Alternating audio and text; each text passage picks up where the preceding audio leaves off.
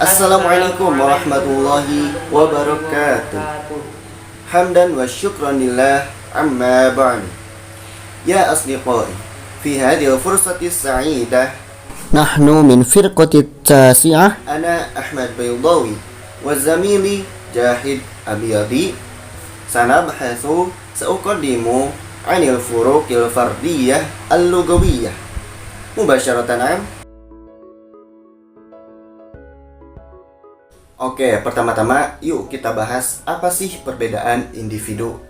Nah, sebelumnya coba yuk kita pahami ayat Al-Quran yang berbunyi Ya ayyuhan nasu inna khalaqnakum min dzakarin wa unsa wa ja'alnakum syu'uba wa qabaila lita'arufu.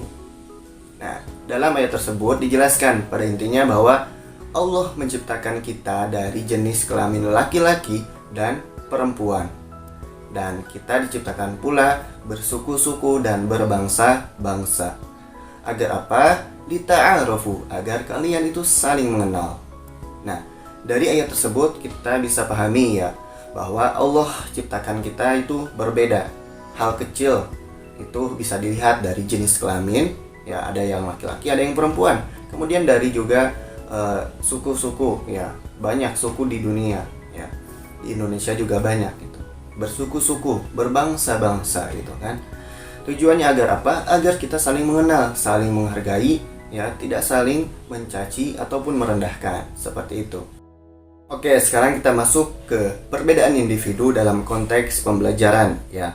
Nah, perbedaan individu dalam konteks pembelajaran merupakan perbedaan kemampuan ataupun karakteristik antara setiap peserta didik, ya, dalam usia jenjang tertentu maupun dalam setiap kelompok tertentu. Jadi dapat dipahami bahwa perbedaan individu dalam pembelajaran itu adalah perbedaan kemampuan setiap siswa nih, berbeda-beda. Ya, setiap kita itu unik gitu ya. Pasti ada perbedaannya, ya. Mungkin dari segi berbahasanya, kemudian dari motoriknya, kemudian intelijensinya, ya, kemudian latar belakang keluarga, kemudian bakat dan sebagainya. Masya Allah banget gitu ya. Allah ciptakan kita dengan keunikan masing-masing gitu ya. Ada yang hobinya di tulis menulis ya, tentang kepenulisan. Ada yang hobinya itu di olahraga, kesenian dan sebagainya. Nah, itu merupakan salah satu perbedaan dari setiap individu. Nah, lantas apa itu perbedaan individual dalam berbahasa? Oke, coba kita preteli satu persatu. Perbedaan itu merupakan perihal yang membuat sesuatu itu berbeda. Contohnya tadi, jenis kelamin. Ya, ada laki-laki, ada perempuan. Contoh lagi itu ada suku bangsa misal. Ya, saya misalnya suku Sunda, antum suku Jawa, mungkin ada yang nonton di sini ada suku Baduy ya, mungkin ya. Itu salah satu contohnya. Lalu yang kedua itu individual. Individual itu bersifat perseorangan ya, atau individu ya. Lalu yang terakhir berbahasa. Nah, berbahasa merupakan kemampuan yang harus dimiliki seseorang ketika ingin berkomunikasi. Nah, kemampuannya itu apa? Kemampuannya itu menyimak, kemudian mengucapkan, menulis, dan membaca. Nah, itu adalah 4 kemampuan atau keterampilan yang diperlukan untuk bisa berkomunikasi atau berbahasa. Maka, perbedaan individual dalam berbahasa merupakan perbedaan kemampuan dan karakteristik antar peserta didik dalam berkomunikasi dengan orang lain. Nah, sudah paham? Oke, contoh deh. Ketika kita masuk jurusan pendidikan bahasa Arab menjadi mahasiswa baru. Nah, ketika kita masuk kelas belajar, contoh kita mempelajari untuk maharatul kalam.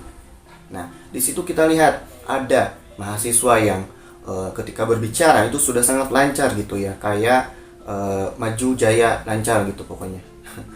Nah, kemudian ada mahasiswa yang ketika berbicara itu masih terbata-bata gitu ya, masih masih mikir gitu. Ada juga mahasiswa yang tidak sama sekali bisa berkata-kata gitu ya, terdiam, terpaku gitu, membisu ada. Nah, itu merupakan perbedaan individual dalam berbahasa, khususnya ketika mempelajari bahasa asing gitu ya. Banyak perbedaannya. Nah, kiranya apa sih yang membuat perbedaan-perbedaan tersebut? Nah, materinya akan dibahas di slide selanjutnya. Jadi, simak terus ya.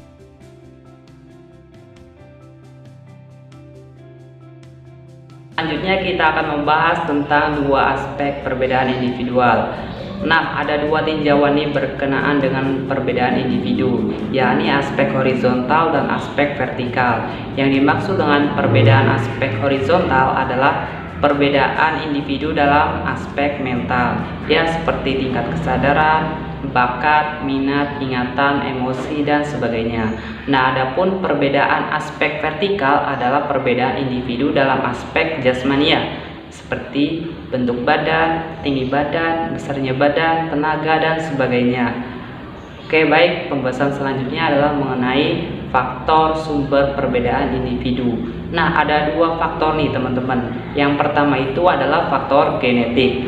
Yang kedua adalah faktor lingkungan.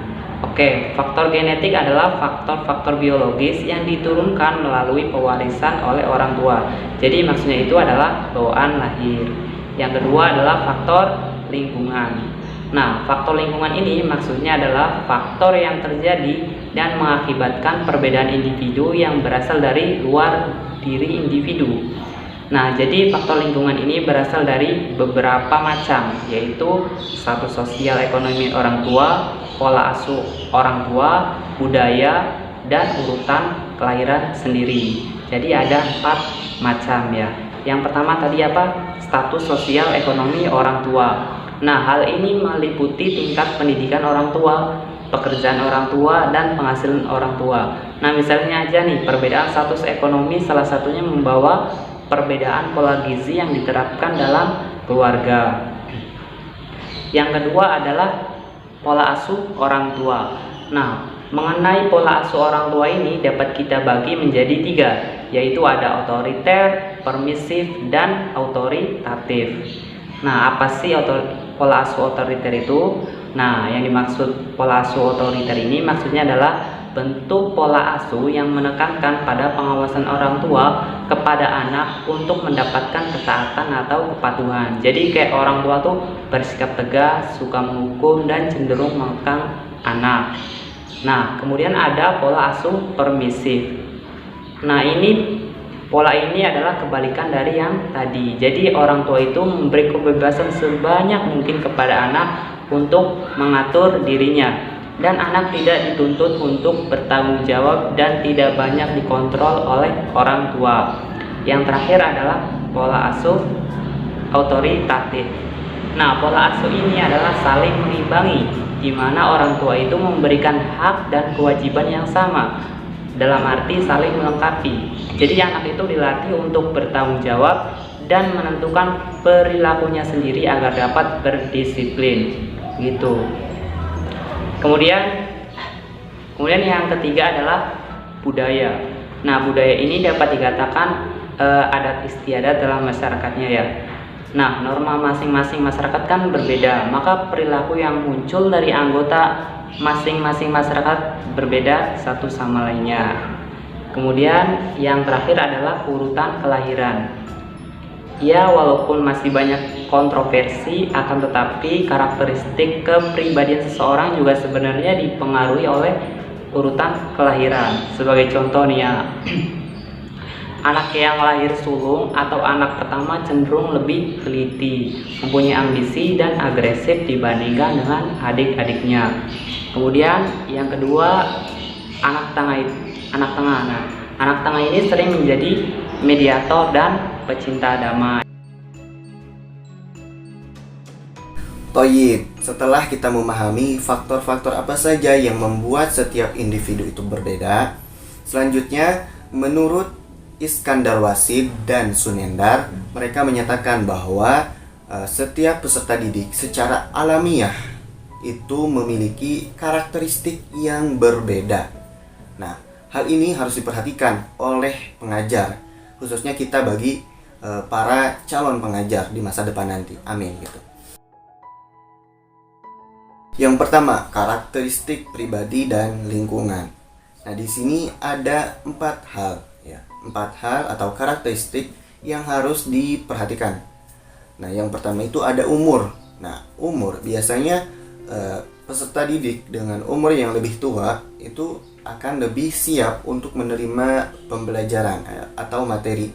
Beda halnya dengan peserta didik yang lebih muda gitu.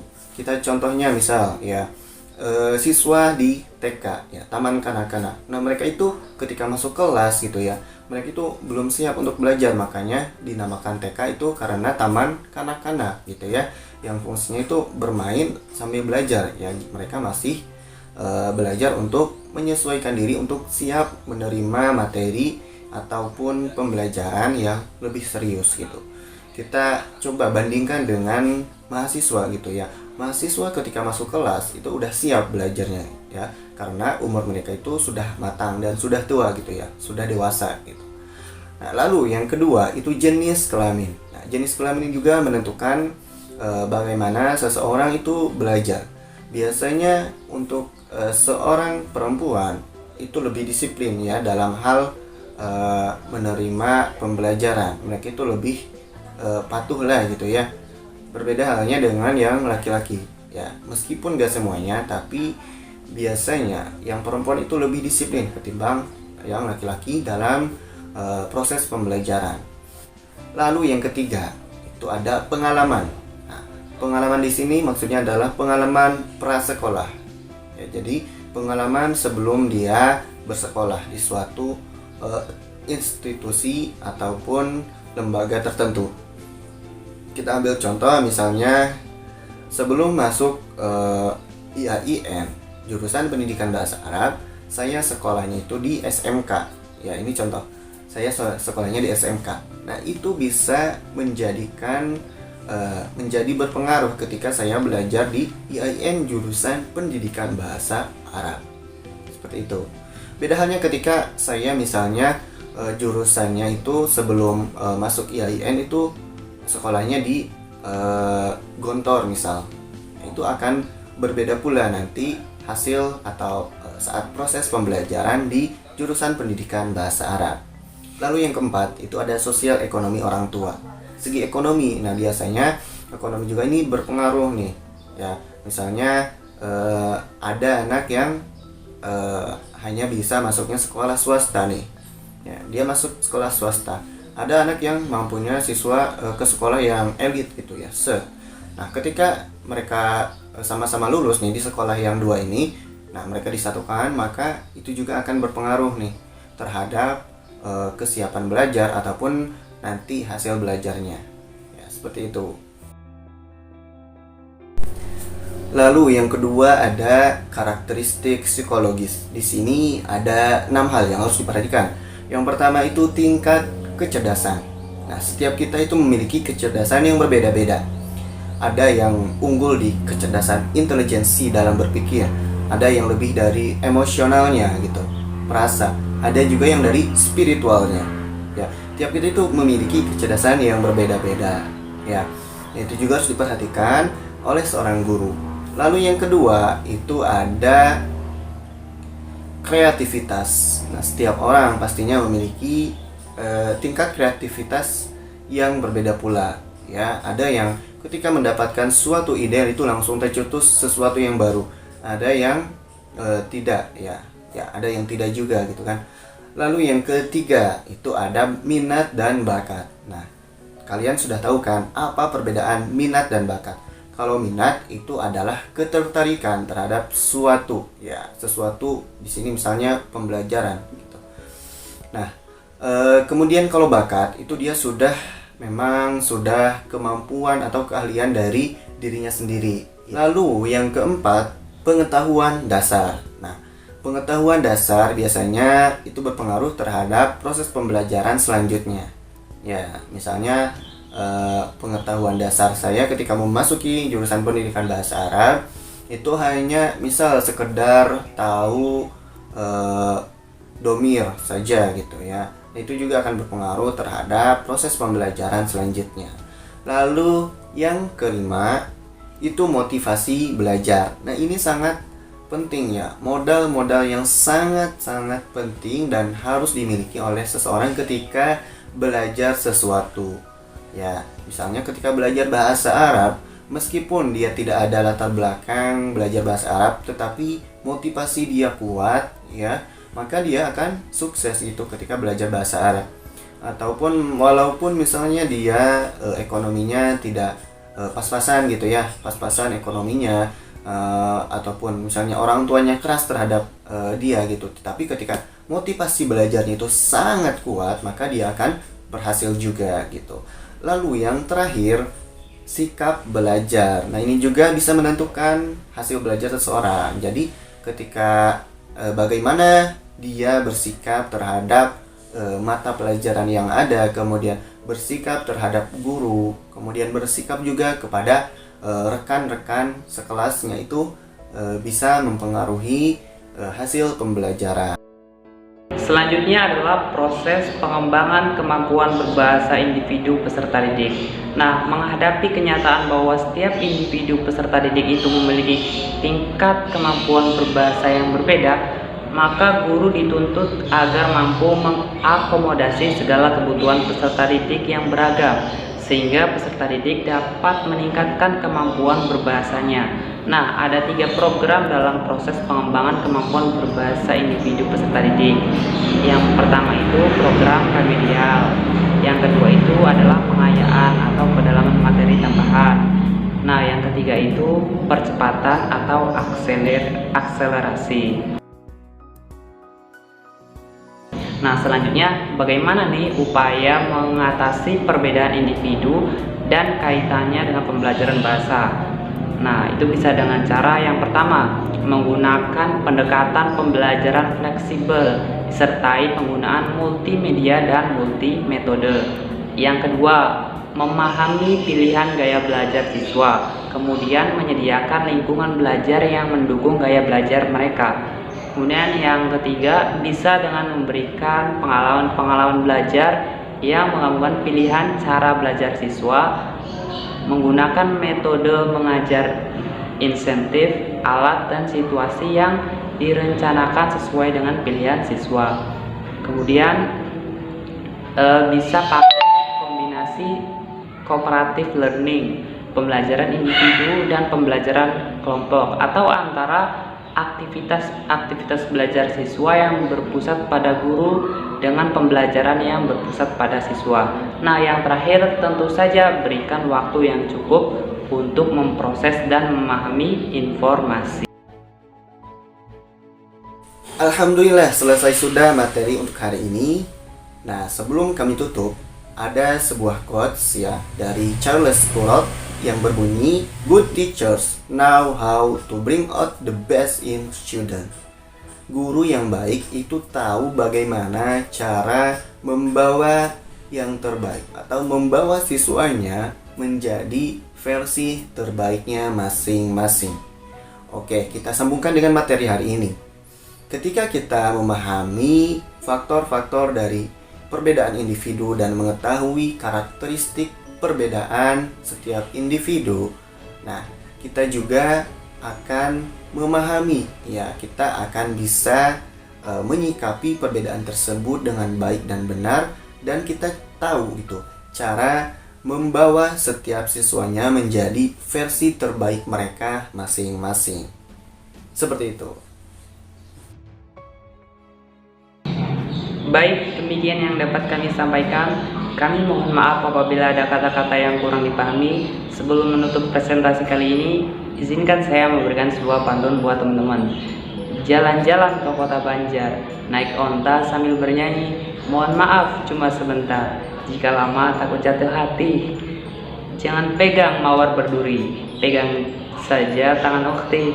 Kami pamit undur diri. Semoga bermanfaat dan terima kasih. Sekali lagi, terima kasih atas segala perhatiannya. Tetap jaga kesehatan, tetap patuhi protokol kesehatan, tetap semangat, dan jangan lupa bahagia. Sekian dari kami. Syukron kathiran, atamanna an akuna mufidah. Wassalamualaikum warahmatullahi wabarakatuh.